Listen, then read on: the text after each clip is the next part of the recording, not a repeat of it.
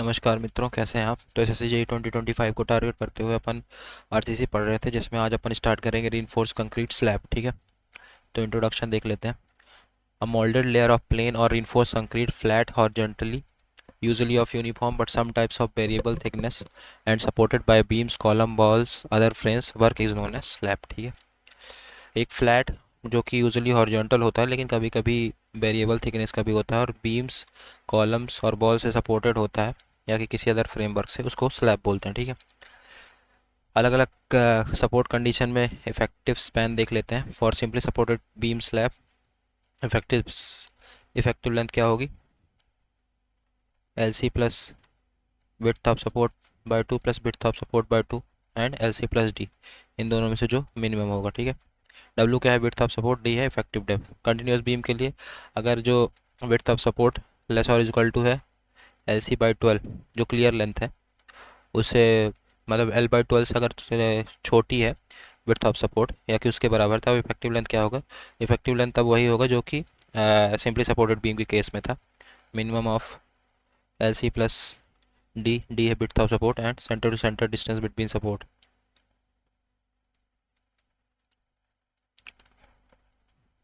ठीक है, अगर विड्थ ऑफ सपोर्ट ज़्यादा होता है एल सी बाई 12 से, तब इफेक्टिव लेंथ क्या होगा, minimum of L C plus D by 2 and L C plus W by 2। ठीक है, कैंटिलीवर बीम या कि स्लैब के लिए क्या होगा, effective length L C plus D by 2। ठीक है, अब कुछ चेक्स देखते हैं for deflection in beam and slab. Checks for deflection in beam slab. Final deflection occur including all the loads and the effect of temperature, creep, shrinkage shall not exceed span by 250 and it is measured from cast level of support। जो final deflection है, जो कि सारे loads और effect of temperature, creep और shrinkage की वजह से आ रहा है, वो स्पैन बाय 250 से ज़्यादा नहीं होना चाहिए। ठीक है, and the deflection due to all loads, temperature, shrinkage and creep after erection of partition wall and the application of finishes, वो किससे किससे ज़्यादा नहीं होना चाहिए, स्पैन बाई 350 और 20 mm में से जो भी कम हो उससे ज़्यादा नहीं होना चाहिए। ठीक है, तो फाइनल डिफ्लेक्शन के केस में याद रखना 250, एंड फाइनल डिफ्लेक्शन जहाँ नहीं लिखा है उसमें 350। ठीक है, अब बात करते हैं कंट्रोल ऑफ डिफ्लेक्शन की। कंट्रोल ऑफ डिफ्लेक्शन में जो स्पैन बाय इफेक्टिव डेप्थ होगा, इट शुड बी लेस और equal to L by D basic into K1 K2 K3 K4। ठीक है, K1 K2 K3 K4 क्या है, ये है करेक्शन या कि मॉडिफिकेशन या रिडक्शन फैक्टर। मॉडिफिकेशन या कि रिडक्शन फैक्टर है K1 है। It is applied when the span exceed 10 metre. K1 applied करेंगे जब स्पैन जो है 10 मीटर से ज़्यादा हो जाए। K2 किस पे डिपेंड करता है, depends upon area, stress and percentage of tension reinforcement. ठीक है, अब कुछ नोट है वो देख लेते हैं क्या है। This factor allow the make shallow member bye increasing the area of tension reinforcement. ठीक है, ये फैक्टर्स जो हैं सैलो मेंबर्स बनाने को अलाउ करते हैं, कैसे, एरिया ऑफ टेंशन रीइंफोर्समेंट को इंक्रीज करके। ठीक है, K3 क्या है, K3 डिपेंड करता है percentage of area of compression steel पे। K4 क्या है, ये रिडक्शन फैक्टर है which depends upon the ratio of web width to the flange width. ठीक है, K4 रिडक्शन फैक्टर जो कि डिपेंड करता है ratio of web width upon flange width. ठीक है, in case of flange beam. ठीक है, अब बात करते हैं डिफ्लेक्शन के चेक्स की। Check of deflection in one way slab. One way slab में डिफ्लेक्शन के चेक के बारे में बात करते हैं। उससे पहले थोड़ा सा रफ कर लें।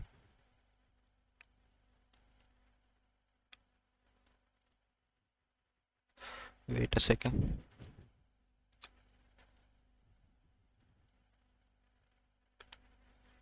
Okay, for 10 metre span, 10 metre span के लिए अगर वन वे स्लैब है तो मैक्सिमम इफेक्टिव है, तो span by effective depth ratio क्या होगा, वन वे स्लैब के लिए 30 होगा, टू वे स्लैब के लिए 35, कंटिन्यूस स्लैब के लिए 40 और कैंटिलीवर स्लैब के लिए 12। ठीक है, वन वे स्लैब के लिए 30, टू वे स्लैब के लिए 35, कंटिन्यूस स्लैब के लिए 40 एंड कैंटिलीवर स्लैब के लिए 12। ठीक है, अगर स्पैन 10 मीटर से ज़्यादा होगा तो अब जो ये ऊपर वाली वैल्यूज़ हैं इसको 10 बाई स्पैन से, 10 बाई जितना स्पैन गिवन होगा, गिवन स्पैन से मल्टीप्लाई कर देंगे। ठीक है, अब कुछ कंट्रोल देखते हैं। Control oblique check of deflection in two base slab. Two base slab में चेक ऑफ डिफ्लेक्शन के बारे में बात करते हैं। अगर simply supported two base slab है तो माइल्ड स्टील की कंडीशन में जो ratio of span by depth का रेशियो कितना होगा, 35। एच बाई एस टी या कि TMT बार के केस में 28। ठीक है, कंटिन्यूस टू बेस स्लैब के केस में माइल्ड स्टील में 40 और एच बाई एस टी में 32, मतलब कि पॉइंट कितना 80% बढ़ा दिया जाता है एच बाई एस टी के केस में। This values increase in 80% in case of H by S T bars, ठीक है, ये ध्यान रखना है। कंडीशन क्या है, लोड जो है 3 किलो न्यूटन पर मीटर स्क्वायर से ज़्यादा नहीं होना चाहिए और स्पैन 3.5 मीटर से ज़्यादा नहीं होना चाहिए, ठीक है। अब देखते हैं अलग अलग तरह के एंड सपोर्ट्स के बारे में। एक सेकंड, थोड़ा रफ हो जाए।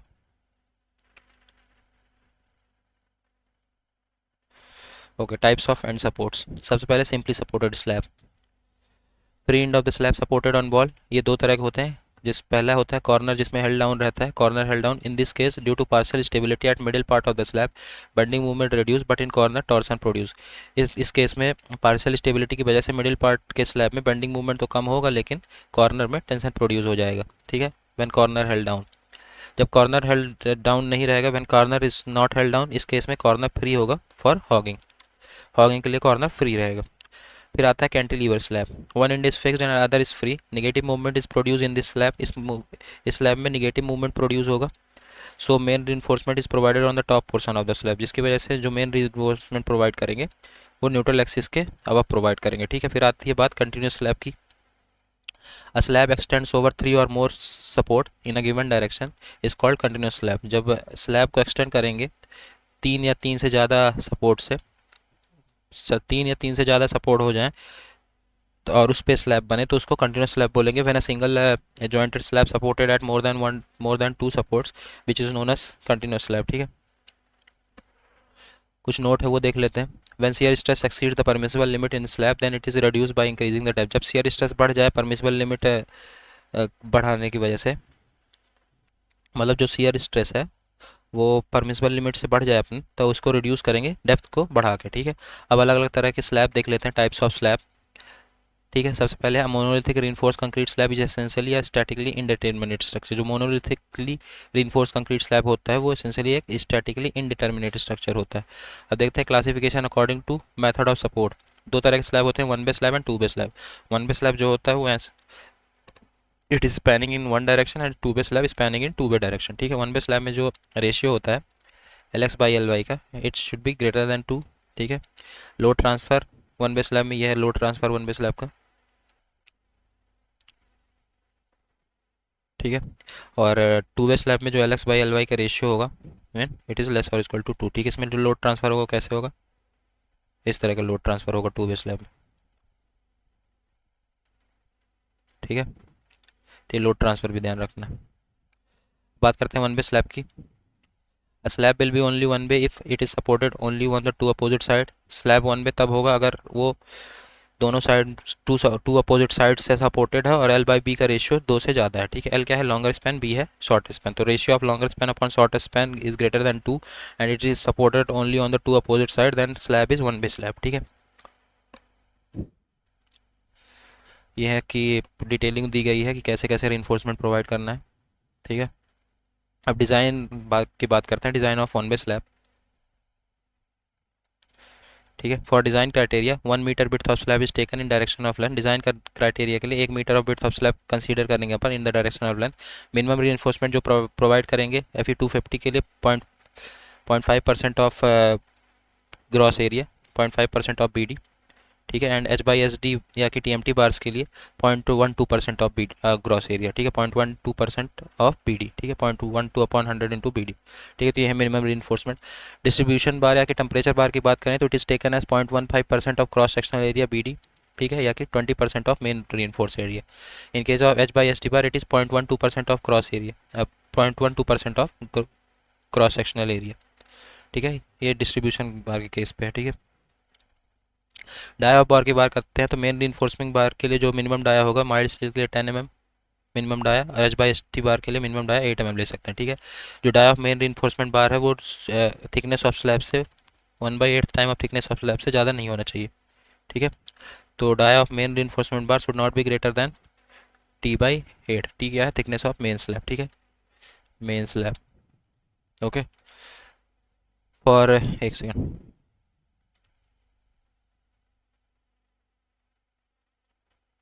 Okay. For distribution bar 6 mm to 10 mm dia of bars uses. Distribution bar के लिए 6 mm से 10 mm के डाई ऑफ बार्स को यूज़ करते हैं, ठीक है। In case of one bay slab main reinforcement is provided along shorter span. One bay slab के लिए, वन बे स्लैब में जो मेन री इन्फोर्समेंट प्रोवाइड किया जाता है शॉर्टर स्पैन के अलॉन्ग प्रोवाइड किया जाता है, ठीक है। Maximum area of reinforcement कितना प्रोवाइड करेंगे, ये max 4% of gross area, 4/100 into BD, ठीक है। Maximum spacing of bar for slab, maximum spacing bar की स्लैब के लिए कितना हो गया, मिनिमम हॉरिजॉन्टल डिस्टेंस निकालना है। अगर मिनिमम हॉरिजॉन्टल स्पेसिंग देखें तो कितना कितना होगा, it is minimum of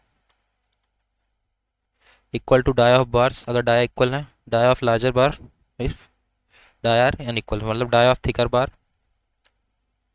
and 5 mm plus nominal maximum size of coarse aggregator. इनमें से जो मिनिमम होगा वही हॉरिजॉन्टल स्पेसिंग उससे ज़्यादा नहीं होनी चाहिए, ठीक है। एज पर IS 456/2000 मेन बार के लिए जो स्पेसिंग होगी वो मिनिमम कितनी होगी, मेन बार के लिए मिनिमम 3D और 300 mm से छोटी नहीं होना चाहिए स्पेसिंग बार। और डिस्ट्रीब्यूशन बार के लिए spacing minimum of 5D and I think ये 300 mm होगा, 5D एंड 300 mm से छोटा नहीं होना चाहिए स्पेसिंग बार, ठीक है। कवर की बात करते हैं, एंड ऑफ रीइंफोर्सिंग बार पे कवर कितना देंगे, minimum main dia of bar 2 times of main dia of bar and 25 mm, इनमें से जो मिनिमम होगा वो देंगे एंड ऑफ रीइंफोर्सिंग बार पे कवर, ठीक है। बॉटम पे कवर कितना देंगे, मिनिमम ऑफ, मतलब वेट अ सेकेंड, यहाँ पे मिनिमम नहीं होगा, जो भी मैक्सिमम होगा इसमें से। एंड ऑफ रीइंफोर्सिंग बार में जो भी 2 times of dia of bar and 25 mm maximum होगा वो प्रोवाइड करेंगे। और बॉटम में मिनिमम कवर कितना प्रोवाइड करेंगे, dia of bar and 5 mm में से जो मैक्सिमम होगा, ठीक है। 5 मेन एंड 15 mm में से जो मैक्सिमम होगा। एंकरेज की बात करते हैं, for mild steel bar at the sides standard hook provided, but for HSD bar hook is not required for anchoring, ठीक है। माइल्ड स्टील बार में अपन साइड्स पे स्टैंडर्ड हुक प्रोवाइड करेंगे, लेकिन HSD बार में हुक की कोई ज़रूरत नहीं होती, ठीक है। मेन बार provided till LD/3 depth eight support, ठीक है। मेन बार कहाँ तक प्रोवाइड करेंगे, LD/3 डेवलपमेंट लेंथ बाई 3, मतलब इतनी डिस्टेंस और इतनी डेप्थ तक मेन बार्स प्रोवाइड करेंगे, ठीक है, सपोर्ट से। अब डिज़ाइन स्टेप्स की बात करते हैं। सबसे पहले इफेक्टिव स्पैन निकालेंगे, जो कि कैसे निकालेंगे, clear span plus effective depth of slab upon और centre to centre distance between supports में से जो मिनिमम होगा, जो जैसे कि अपन ने ऊपर देख क्या है इफेक्टिव लेंथ कैसे निकालना है अलग अलग कंडीशन में, ठीक है। फिर थिकनेस ऑफ स्लैब देखेंगे, to control deflection minimum thickness of one bay slab is taken as following. Deflection को कंट्रोल करने के लिए मिनिमम थिकनेस ऑफ स्लैब ये जो टेबल दी गई उस हिसाब से लेंगे, ठीक है। सिंपली सपोर्टेड है तो वन बे स्लैब के लिए कितना होगा, L/20, एक इंड कंटिन्यूस 12/24, दोनों इंड कंटिन्यूस 12/12, कैंटिलीवर के लिए L/10, ठीक है। तो ये ध्यान रखना, ये डायरेक्ट पूछ लिया जाता है। Generally slab thickness should not be less than 90 mm, generally जो स्लैब की थिकनेस है वो 90 mm से कम नहीं होनी चाहिए, ठीक है। Generally thickness of one bay slab is greater than two bay slab in case of same loading condition, जो thickness of one bay slab है वो ज़्यादा होती है thickness of two bay slab से अगर सेम लोडिंग कंडीशन है तो, ठीक है। डेप्थ ऑफ स्लैब की बात करें तो डेप्थ ऑफ रिक्वायर्ड स्लैब कैसे निकालेंगे, movement of resistance upon QB, ठीक है। तो ये कैसे आया, उसी फॉर्मूले से मूवमेंट रेजिस्टेंस जो होता है QB/d², उसी से D² निकाला गया, ठीक है। मेन रीइंफोर्सिंग स्टील के लिए जो AST निकालेंगे वो कैसे निकालेंगे, एक सेकंड थोड़ा रफ कर दें इसको। मेन रीइंफोर्सिंग स्टील के जो AST निकालेंगे वो निकालेंगे AST जो कि है area of one bar into 1000 on spacing, ठीक है। AST है एरिया ऑफ वन बार जो कि π/4 5² से निकल जाएगा। डिस्ट्रीब्यूशन बार के लिए रीइंफोर्समेंट निकालेंगे 0.15% ऑफ BD अपॉन 100, ठीक है। स्पेसिंग बार के लिए AST अपॉन उसी फॉर्मूले से यहाँ से स्पेसिंग आ जाएगी, ठीक है। डायरेक्ट अगर अलग अलग बार दिए गए हैं तो स्पेसिंग का रेशियो इस तरह निकालेंगे, ठीक है। अब बात करते हैं टू बे स्लैब की। Slab will be two bay, slab अगर टू बे कब होगा, if a slab supported by beams on all 4 sides and the load are carried by the support along with both direction, ठीक है। और L/B less और equal to 2 होना चाहिए, ठीक है। तो स्लैब 2 पे कब होगा, जब सपोर्ट है, स्लैब बीम से सपोर्टेड है चारों साइड से और लोड जो कैरी कर रहा है सपोर्ट दो डायरेक्शन से कर रहा है, दोनों डायरेक्शन से लोड कैरी कर रहा है और सपोर्ट है चारों साइड से। और L/B का जो रेशियो है longer distance upon shorter distance का जो रेशियो है, ठीक है, longer span upon shorter span का जो रेशियो है वो इट शुड बी लेस और इक्वल टू 2 टाइम्स ठीक है, तब टू वे स्लैब होगा। वन वे स्लैब कब होगा? जब दो साइड से सपोर्ट है और एल बाई बी का रेशियो ग्रेटर देन 2 होगा, ठीक है। अब बात करते हैं, एक नोट है उसको देख लेते हैं।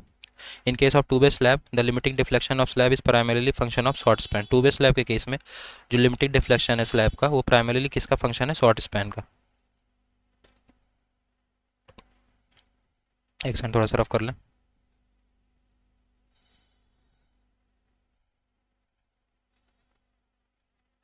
Okay, if two way slab unsafe in shear then increase the thickness of slab. अगर टू वे स्लैब शियर में अनसेफ है तो थिकनेस अपन बढ़ा देंगे, ठीक है। कुछ इंपॉर्टेंट फीचर्स देखते हैं टू वे स्लैब के regarding. To control the cracking of corners wire mesh is provided at the corner of slab. Corner पे क्रैकिंग को कंट्रोल करने के लिए वायर मेश प्रोवाइड करेंगे अपन स्लैब के कॉर्नर पर, ठीक है।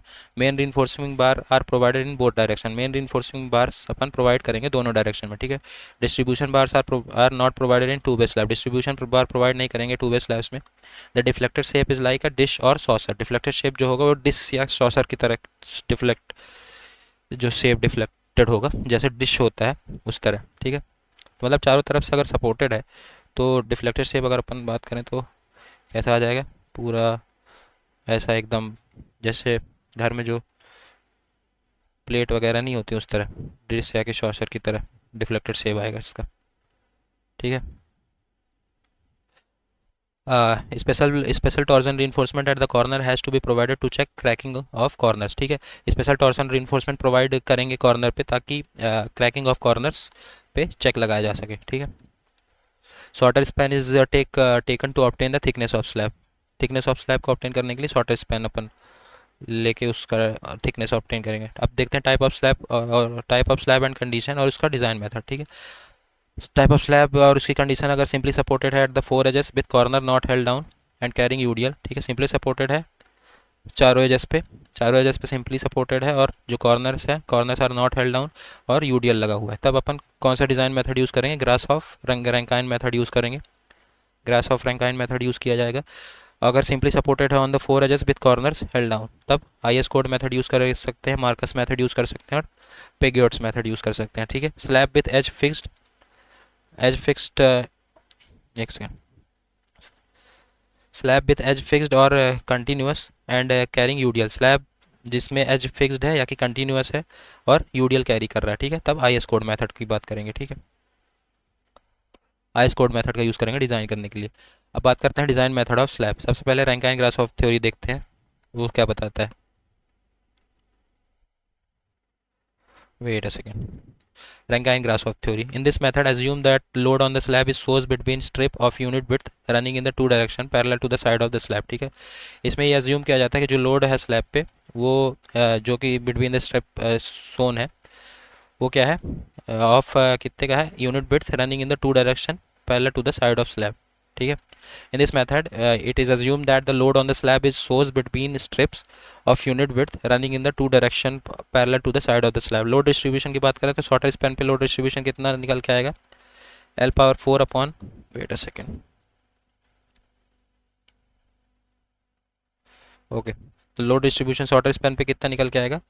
L power 4 upon L power 4 plus B power 4 into W, ठीक है। लॉन्गर स्पैन पे कितना निकल के आएगा? B power 4 upon L power 4 plus B power 4 into W, ठीक है। अगर R क्या है? L बाई बी है इसमें, जो अगर R L बाई बी को R ले लें तब यही जो फॉर्मूला है ये, मतलब कि load at shorter span, load at shorter span and load at longer span का जो फॉर्मूला है वो कैसे मॉडिफाई हो जाएगा उसकी बात करते हैं। एक सेकेंड। अगर R को अपन लिख दें L बाई बी, तब जो डब्ल्यू बी है लोड एट शॉर्टर स्पैन उसको कैसे निकालेंगे? W B is equal to R power 4 upon 1 plus R power 4, ठीक है, into W. And load at longer span कैसे निकालेंगे? 1/1 plus R power 4 into W, ठीक है। मोमेंट डिस्ट्रीब्यूशन की बात करें तो शॉर्टर स्पैन में कैसे रहेगा? आर यहाँ पे भी L बाई बी है, ठीक है। थोड़ा सा इसको रफ कर दें।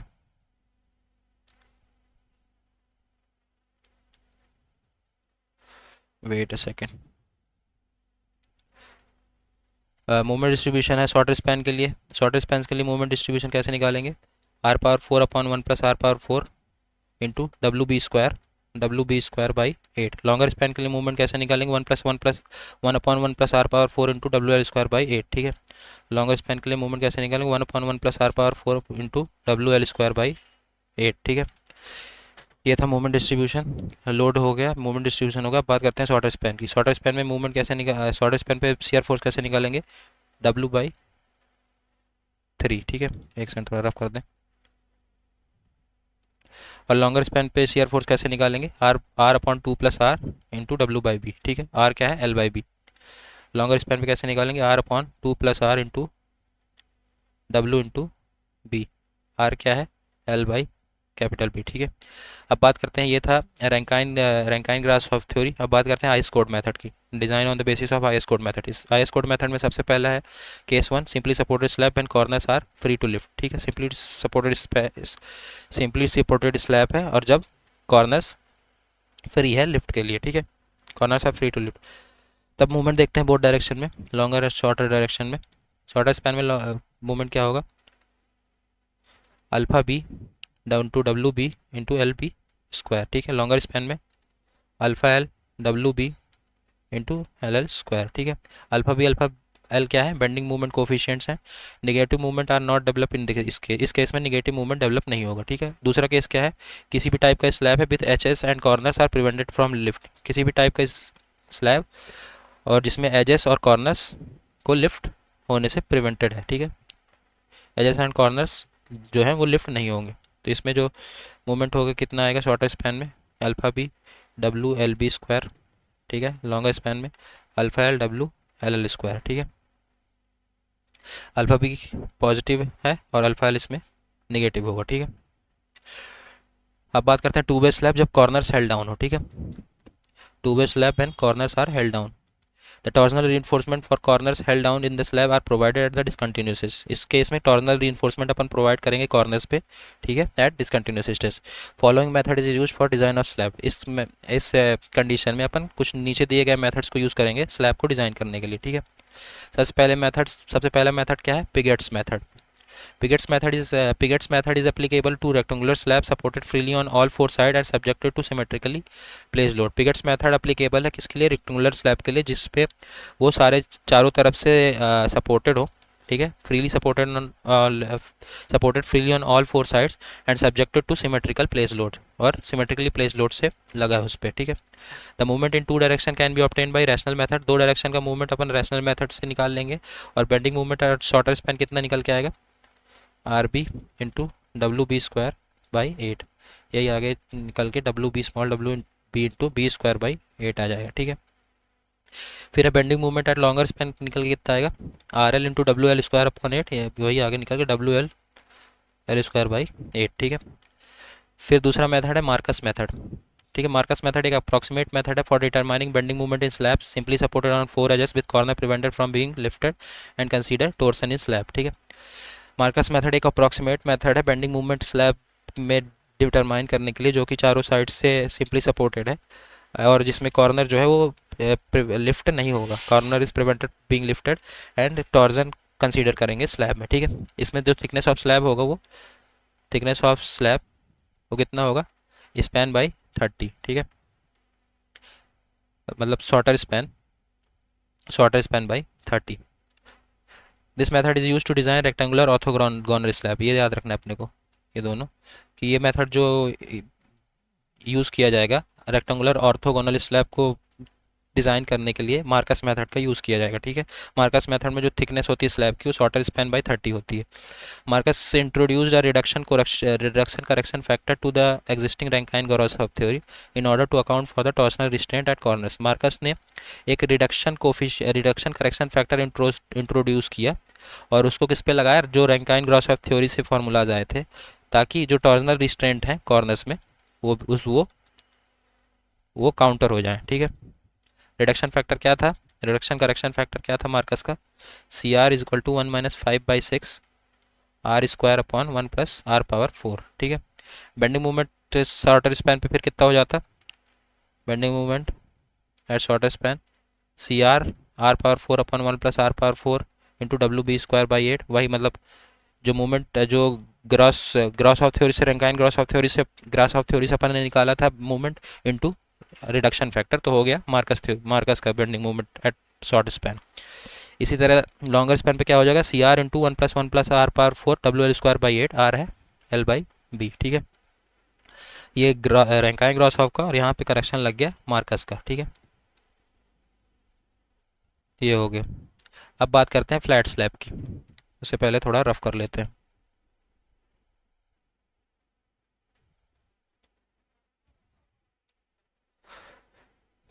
एक सेकेंड।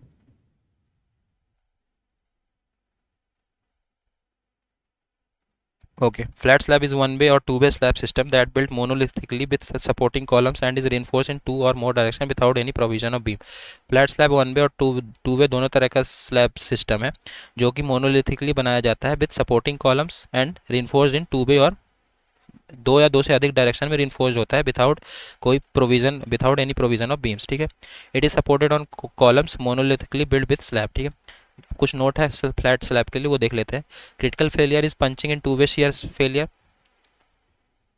जो क्रिटिकल फेलियर है वो पंचिंग या कि टू वे शियर फेलियर है। क्रिटिकल फेलियर कौन सा है फ्लैट स्लैब में, punching and two way shear failure, ठीक है।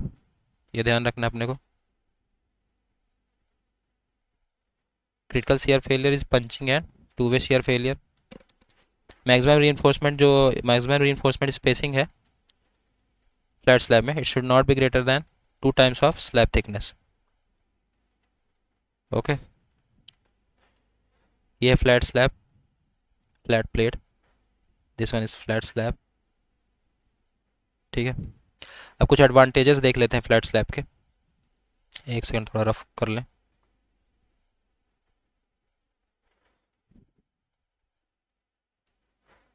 क्या एडवांटेजेस हैं फ्लैट स्लैब के। A flat slab reduces the overall height of the structure. Flat slab देने से अपन जो हाइट है स्ट्रक्चर की, उसको रिड्यूस कर सकते हैं, ठीक है। It reduce overall height of the structure. It is directly supported on the columns without any beams. बिना किसी बीम के ये डायरेक्टली कॉलम से सपोर्टेड हो जाता है, ठीक है। जैसे ये कॉलम से डायरेक्टली कॉलम से सपोर्ट है बिना कोई बीम दिए हुए, ठीक है। The slab are capable of lifting concentrated loads. ये स्लैब केपेबल हैं कंसनट्रेटेड लोड्स को लिफ्ट करने के लिए। इसमें बहुत ही कम फॉर्म वर्क लगता है। This gives a better appearance for diffusion of light के लिए अच्छा अपीयरेंस देता है। इसमें फायर रेजिस्टेंस ज़्यादा अच्छा है compare to other floor system, ठीक है। अब कुछ टर्म्स देख लेते हैं रिलेटेड टू फ्लैट स्लैब, जैसे कि जो कि ड्रॉप पैनल वगैरह चीज़ें हो गई। इसको थोड़ा रफ कर लें उससे पहले।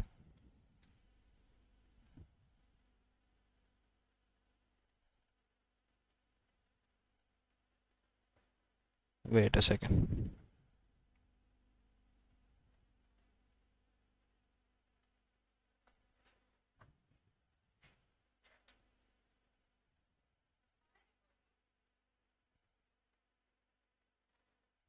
ओके, सबसे पहले ड्रॉप पैनल क्या है। The thicken part of the flat slab over the supporting column is known as drop panel. जो थिकन पार्ट है फ्लैट स्लैब का सपोर्टिंग कॉलम पे, उसको बोलते हैं ड्रॉप पैनल। एक सेकंड देखते हैं यहाँ पे ड्रॉप पैनल दिखाया गया है कि नहीं। या this one is drop panel. Wait a second. जो थिकन पार्ट होता है फ्लैट स्लैब का over supporting column, this one, this one is this one and is this one, ये है ड्रॉप पैनल्स, ठीक है। Drop panel increases the shear strength, negative movement capacity and stiffness of the slab. Drop panel क्या increase कर देता है, shear strength increase कर देता है, नेगेटिव मूवमेंट कैपेसिटी इंक्रीज कर देता है, और स्लैब की स्टिफनेस को इंक्रीज कर देता है, ठीक है। इट ऑल्सो रिड्यूस डिफ्लेक्शन भी रिड्यूस करता है। मिनिमम थिकनेस जो होती है फ्लैट स्लैब की, ध्यान रखना है 125 mm होती है। Minimum thickness of flat slab is 125 mm। अब minimum thickness of flat slab की बात करते हैं, ये इन जनरल है minimum thickness of flat slab. Minimum thickness of flat slab की बात करते हैं बिना ड्रॉप पैनल के, without drop. It minimum thickness of flat slab should not be greater then L/36, या कि should not be less than L/36, ठीक है। Minimum thickness of flat slab without drops is greater than should be greater than L/36, and with drops should not be less than L/32 or greater than L/32, ठीक है। ये हो गया minimum thickness of flat slab. Width of middle strip where drop is use equal to width of panel minus width of drops. ठीक है, जो middle strip होती है जहाँ पे ड्रॉप यूज़ किया जाता है वो उसकी विड्थ कैसे निकालेंगे, width of panel minus width of drop obvious है। ठीक है, अब बात करते हैं कैपिटल या कि कॉलम हेड की। कैपिटल और कॉलम हेड ये क्या है, in slabs columns are provided with an extended head known as capital और कॉलम हेड। स्लैब्स में कॉलम प्रोवाइड किया जाता है विथ एक्सटेंडेड हेड, उसको बोलते हैं कैपिटल या कि कॉलम हेड। ठीक है, column head is use to increase rigidity of slab column connection. ठीक है, कॉलम हेड को यूज़ किया जाता है रिजिडिटी को इंक्रीज करने के लिए। ठीक है, ये जैसे है कॉलम ब्रैकेट है, ये है कॉलम कैपिटल। ठीक है, यहाँ पे अलग अलग चीज़ें सारी देख लेते हैं। एक्सटीरियर कॉलम, ये इंटीरियर कॉलम, ये है स्लैब ऑन ग्रेड, ये है pedestal, this one is pedestal, ये है स्प्रेड फुटिंग, ये है फुटिंग, ये है बेसमेंट का वॉल, ये है upturn beams, this one is upturn beam, this one, ये है roof, this one is first floor. ठीक है, ये फ्लैट स्लैब, ये फ्लैट प्लेट, यही सारी चीज़ें हैं। Okay, column head is use to increase rigidity of the slab column collection. ठीक है, कॉलम हेड का किस लिए यूज़ किया जाता है, रिजिडिटी, स्लैब की रिजिडिटी को बढ़ाने के लिए। जो डाया ऑफ कॉलम हेड है वो कितना है, 0.25 टाइम्स ऑफ इफेक्टिव लेंथ। ठीक है, dia of column is equal to 0.25 times of effective length on each side. ठीक है, ये पंचिंग सीयर को रिड्यूस करता है, it reduce the punching shear. अब बात करते हैं रिब्ड स्लैब की। Ribbed slab provide a lighter and stiffer slab than equivalent flat slab. Ribbed slab क्या प्रोवाइड करता है, एक लाइटर और स्टिफर स्लैब प्रोवाइड करता है, मतलब इक्विवेलेंट फ्लैट स्लैब ना प्रोवाइड करके lighter stiffer flat slab provide करता है ribbed slab. Reducing the extent of foundation, a ribbed slab is a type of reinforced concrete slab in which some of the volume of concrete in tension zone removed and replaced with a hollow blocks or left as voids। ठीक है, ribbed slab क्या करता है, ribbed slab एक type of reinforced concrete slab है इस जिसमें सम of जो कुछ volume of concrete tension zone की रिमूव करके उसको हॉलो ब्लॉक या कि लेफ्ट वॉइड की तरह छोड़ दिया जाता है। ठीक है, हॉलो ब्लॉक वहाँ पे प्रोवाइड कर देते हैं या कि एज ए वॉइड छोड़ देते हैं। ठीक है, रिब्ड कंक्रीट स्लैब के केस में। अब प्रॉपर्टी देख लेते हैं रिब्ड स्लैब की। It is provided where slab vibration is an issue such as laboratories and hospital. ये वहाँ प्रोवाइड किया जाता है जहाँ पे स्लैब वाइब्रेशन ना होना चाहिए, मतलब बिल्कुल भी स्लैब वाइब्रेशन ना हो। स्लैब वाइब्रेशन होना एक इशू हो सकता है। ठीक है, जैसे कि लेबोरेटरीज़ में, हॉस्पिटल्स में, वहाँ पे रिब्ड स्लैब प्रोवाइड करते हैं। ठीक है, it is also provide for plain ceiling, thermal and acoustic insulation purpose. ठीक है, प्लेन सीलिंग में थर्मल और अकाउस्टिक इंसुलेशन पर्पस के लिए भी रिब्ड स्लैब प्रोवाइड किया जाता है। ठीक है, जो मैक्सिमम डाया होता है रिब्ड स्लैब, मैक्सिमम डाया बार कितना यूज़ करते हैं रिब्ड स्लैब के केस में, 22 mm। ठीक है, और मैक्सिमम स्पेसिंग कितना देंगे, 1.5 मीटर से ज़्यादा स्पेसिंग नहीं देंगे रिब्ड स्लैब में। Top thickness of ribbed slab bar की कितनी होगी, 50 से 80 mm टॉप थिकनेस होगी रिब्ड स्लैब बार की। ठीक है, overall depth of any two ribbed slab should not exceed 4 times width of slab. जो ओवरऑल डेप्थ है किसी भी दो रिब्ड स्लैब की वो विड्थ ऑफ स्लैब से 4 गुना ज़्यादा नहीं होनी चाहिए। ठीक है, the overall depth of any two ribbed slab should not exceed 4 times of width of slab. ठीक है, विड्थ ऑफ स्लैब से 4 गुना नहीं होना चाहिए, 4 times of width of slab से ज़्यादा नहीं होना चाहिए। ठीक है, aggregate size used in ribbed slab should not be greater than 10 mm। ठीक है, जो एग्रीगेट साइज यूज़ करेंगे रिब्ड स्लैब में वो 10 mm से ज़्यादा नहीं होना चाहिए। Provide thermal insulation, sound proof and acoustic structure. ठीक है, अब कुछ नोट है वो देख लेते हैं। Two bay ribbed slab is also known as baffle slab. Two bay ribbed slab को बैफल स्लैब भी बोलते हैं। ठीक है, baffle slab. The ratio of bit to effective depth of the beam is kept between 0.5 to 0.67। Bit to effective depth का ratio 0.5 से 0.67 तक रखेंगे रिब्ड स्लैब में, रिब्ड स्लैब में। ठीक है, ये हो गया रिब्ड स्लैब। अब बात करते हैं सर्कुलर स्लैब की। फ्लैट स्लैब हो गया, रिब्ड स्लैब हो गया, अब आता है circular slab. Circular slab are most usually in water tanks, swimming pools, manhole cover में, वाटर टैंक्स में। ठीक है, स्विमिंग पूल्स में। ठीक है, अब बात करते हैं पहली कंडीशन की, जब सर्कुलर स्लैब फिक्स नहीं होता है एज पे। ठीक है, when circular slab is not fixed at edge. ठीक है, तो रेडियल मूवमेंट कितना निकल के आता है, मोमेंट ऑफ रेजिस्टेंस कितना निकल के आ गया, 3W/16 R² माइनस R²। ठीक है, मिड स्पैन पे R 0 हो जाएगा तो maximum moment of resistance 3W/R²। MR max क्या हो जाएगा, 3W/R² 16, ठीक है। सपोर्ट पे आर इक्वल टू आर होगा तो जो एम आर है वो मिनिमम हो जाएगा, जीरो हो जाएगा, ठीक है। आर आर कैंसिल हो जाएगा। सर्कमफेरेंशियल मूवमेंट कितना आएगा? रेडियल मूवमेंट आ गया 3W/16 R square minus R square. At mid span पे आर जीरो होगा और सपोर्ट पे आर इक्वल टू आर होगा तो एम आर मिनिमम जीरो हो जाएगा। अब सर्कमफेरेंशियल मूवमेंट जिसको एम थीटा से लिखते हैं वो सेंटर पे कितना होगा? 3W/r²/16, ठीक है। और सपोर्ट पे कितना होगा सर्कमफेरेंशियल मूवमेंट? 2 टाइम्स ऑफ W/r²/16, ठीक है। ये हो गया सर्कमफेरेंशियल मूवमेंट।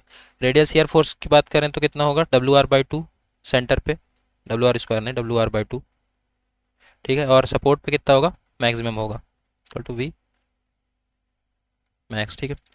जब सर्कुलर स्लैब, ये क्या था? जब सर्कुलर स्लैब फिक्स नहीं हो एज पे। अब बात करते हैं when circular slab is fixed at edge. When circular slab is fixed at edge तब मैक्सिमम रेडियल या कि और मैक्सिमम रेडियल और सर्कमफेरेंशियल मूवमेंट एक ही बराबर होगा, M R and M theta is equal to WR²/16। और मैक्सिमम निगेटिव मूवमेंट सपोर्ट पे कितना होगा? 2 टाइम्स हो जाएगा, एम आर और M theta is equal to 2WR²/16, ठीक है। अब कुछ नोट है वो देख लेते हैं, एक सेकंड पहले रफ कर दें इसको।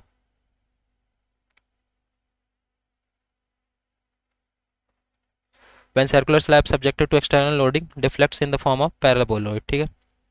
जब सर्कुलर स्लैब में कुछ एक्सटर्नल लोडिंग लगेगा तब जो सर्कुलर स्लैब किस पैराबोलॉइड फॉर्म में डिफ्लेक्ट होगा, ठीक है। तो ये ध्यान रखना है। When circular slab is subjected to some kind of external loading deflects in the form of paraboloid, ठीक है। अब मैक्सिमम नेगेटिव रेडियल मूवमेंट देखें एज पे, उसका फिगर ये 2WR²/16 और सेंटर पे WR²/16, ठीक है। इस तरह से डिटेलिंग करेंगे।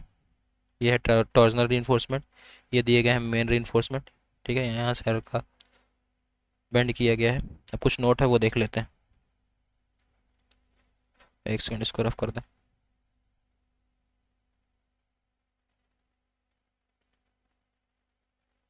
ओके, नोट क्या है? नोट है shrinkage deflection in case of rectangular beam and slab eliminated by putting compression steel equal to tension steel, ठीक है। श्रिंकेज डिफ्लेक्शन जो कि रेक्टेंगुलर बीम और स्लैब में होता है उसको अपन एलिमिनेट कर सकते हैं कंप्रेशन स्टील को उतना ही प्रोवाइड करके जितना टेंसल स्टील प्रोवाइड की गई है, ठीक है। अब मूवमेंट कैपेसिटी देखते हैं अलग अलग टाइप ऑफ स्लैब में, ठीक है। अगर इक्विलेटरल ट्रायंगुलर स्लैब है, तो मूवमेंट कैपेसिटी कितनी होगी? WL²/72। Simply supported square slab है तो मूवमेंट कैपेसिटी होगी WL²/24। स्क्वायर स्लैब है जो कि सारे एजेस पे फिक्स्ड है, square slab fixed at all ages, तब मूवमेंट कैपेसिटी कितनी होगी? WL²/48, ठीक है। तो इक्विलेटरल ट्राइंगुलर स्लैब में WL²/72, simply supported square slab में WL²/24 and square slab fixed at all ages में WL²/48, ठीक है। तो यहाँ पे अपना ये चैप्टर कंप्लीट होता है। अब नेक्स्ट चैप्टर में अपन बात करेंगे टी बीम और फ्लैंज बीम की। Okay, so thank you so much.